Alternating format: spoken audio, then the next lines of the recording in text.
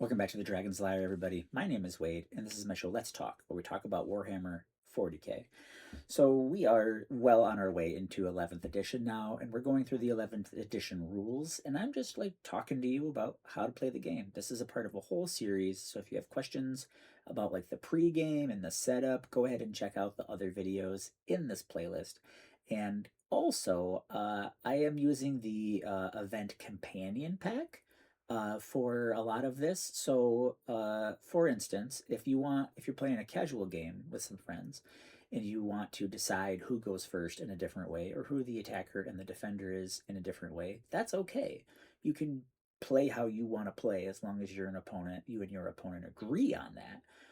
Just understand that many of the resources that I'm using come from the event companion, and this is what you should expect in like RTT or Grand Tournament, so on and so forth, which can change. It's just this is what we have now. So we're still kind of in the pre-game, and we are going to talk about some concepts that I have talked about in previous video. Let's just get into it. So here's a concept that is kind of new, and I know that it's going to be a crunchy fact at some point in all of our 40k playing history of 11th edition. I don't yet know where this is an important crunchy fact. So I was talking about active player and opposing player. At any given time, one player is the active player and their opponent is the opposing player. So it's going to change. Which player is which changes throughout the battle, but both players are always one or the other. Whenever a player becomes the active player, the opponent becomes the opposing player, vice versa. Okay, that sounds pretty easy to understand. While it is neither player's turn, aka at the start or end of the battle round, the player who takes the first turn in each battle round is the active player. All right, so remember, round is when everybody goes once. Turn is when it's your turn or your opponent's turn. The active player's turn or the opponent's turn. Opposing player's turn. Okay. While it is a player's turn, that player is the active player, with the following exceptions. Each time a unit is selected to move, that unit's controlling player is the active player until that move ends. All right, so I'm a Tyranid player primarily, and so like if your guys move, and then in response to that, my Termagants take a skittering horrors reactive move. Evidently, I become the active player until that movement is done.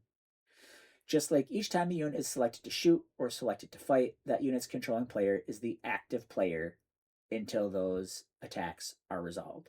So if it's your turn, you finish your move, and then I take my Overwatch, okay, which is snapshot firing now.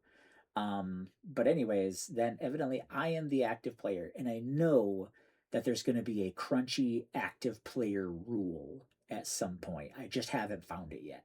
But I wanted to lay that down because it's important and it's in the rules. Also, notice up where it says active player and opposing player, how it says 01.03. That is where that rule lives. So if you ever are reading the rules and you are referenced a citing like that, it's talking about chapter 1, third paragraph. That's how you read that. 01 is chapter 1, 03 is the third paragraph. So that's a really important thing because when a rule gets referenced, that tells you where to find it. And the previous codexes or rule books didn't. And that's really cool. I really like that in this edition. All right, so the next thing I want to remind you all, and I talk about this in another video, step 5 in the pre-game companion pack is where you determine who the attacker and who the defender is. That might be important for your missions. That's, important for deployment and different things like that, right? So deployment and primary missions and everything, attacker and defender is important. Roll off. The winner decides who will be the attacker and who will be the defender. So if you're brand new, you might not know that this decision becomes an important decision because it's going to determine where models are deployed. It's going to determine who is the attacker and who is the defender. It's going to determine important things. And how you build your list, it might be important. So just know that there's a subterfuge game here.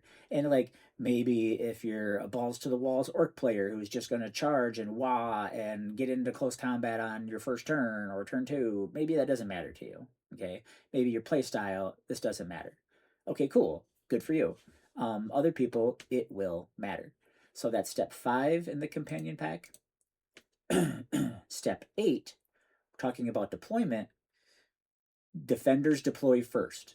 So if you want to deploy in response to your opponent's deployments, okay, this is where the defender starts deploying first. Once again, in the event pack, you don't have to play with these rules, but that's what you should expect. And then step 10, just remember, this is the event pack in all the pregame stuff. Roll off. The winner takes the first turn. Not the winner decides who takes the first turn. The winner takes the first turn. Okay, these are the current rules. And like I said, in casual games with a friend, you don't have to play with these rules, but this is how the event pack lays it down. All right, so you need to know those things. So we're getting ready to take our first turns. I just want everybody to be on the same page because there are some important stuff here, right? So this is the chart in the rules that lays down how turns and rounds work, right? So start of battle round, chapter 7, paragraph 1. At the start of the battleground, players resolve rules that are triggered at the start of the battle round before progressing to players' turns. All right, so here's a good example. If you are a Tyranid player and you are playing Invasion Fleet, and this is before the first turn, this is when you're going to choose how you hyper adapt. Okay, are you going to go swarming instincts, or are you going to go hyper aggression? Okay, those are the only two that I ever use. So whatever the third one's called, right? The stupid precision crits, and I said stupid because I think it's stupid. Anyways, this is where that's decided. If you have Norn emissaries or assimilators, this is where their born purpose is decided. Okay, so there are things that will happen for certain armies and certain players taking certain units where this is important. For Tyranids, I gave you some examples. Okay, so this is where those rules are decided. Players' turns. Both players take one turn each. The same player always takes the first turn in each battle round. Remember, round and turn. Round and turn. The mission you are playing will tell you which player this is. Once that player's turns end, their opponent takes their turn. Okay, so the players, or sorry, this looks like it's going against the event companion, but anyways, read your missions, okay, because the missions are going to be important there. And then the end of the battle round. Oh, I'm sorry, I skipped a paragraph. Back up to 2. Each turn consists of 7 parts.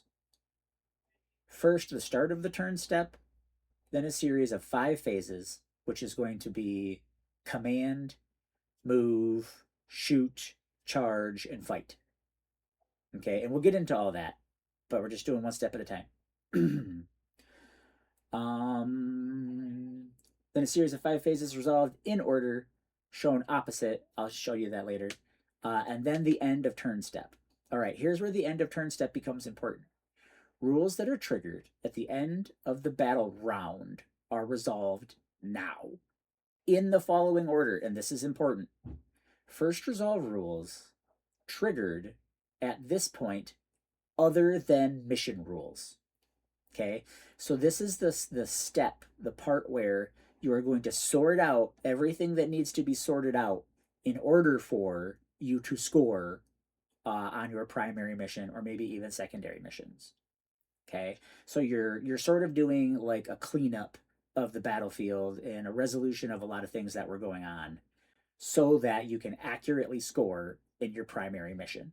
If you need more information about primary missions, I have a video, okay, that I've already laid down. It's very important now. If you're playing with force dispositions, okay, if you're not, then screw it, doesn't matter. But if you're playing with force dispositions and you're playing an RTT or a grand tournament or whatever, you need to know this stuff. Both players then consult their mission. If one or both players have achieved any aspects of their mission that are triggered at this point, resolve them now. A lot of times that's going to be scoring, if you scored. The battle round then ends. Unless the battle ends, the next battle round starts. The mission you are playing will tell you how many battle rounds to resolve before the battle ends. So, I believe it is pretty standard for there to be 5 rounds in 11th edition. There may be a 6th round thing, but something to keep in mind is they intentionally talked about in this edition changing how primary missions are scored, so there is either less or no benefit to having gone first or second in your primary mission scoring. So you'll definitely read your mission cards. Grab your card pack. I'm looking for mine right now. It's not right here. Grab your card pack, and it will be like, if you took the first turn, then this. If you took the second turn, then this. Okay, so read the missions. You really need to know all of your missions that you could possibly play against. So I'm a take and hold kind of guy, so I have to study take and hold versus, and understand how they score, understand how I score. Anyways, this is going to be a whole series. I'm just going to keep on pumping them out. We're going to cover the whole rulebook eventually. But this is helping everybody learn how to play 11th edition. I really enjoy making this content. I really enjoy talking about this. If I got something wrong, leave me a comment. If you like something that they've done in this edition, leave me a comment. Go ahead, like and subscribe. I really appreciate it. We here at the Dragon's Lair want to say thank you for spending your time with us at the Dragon's Lair.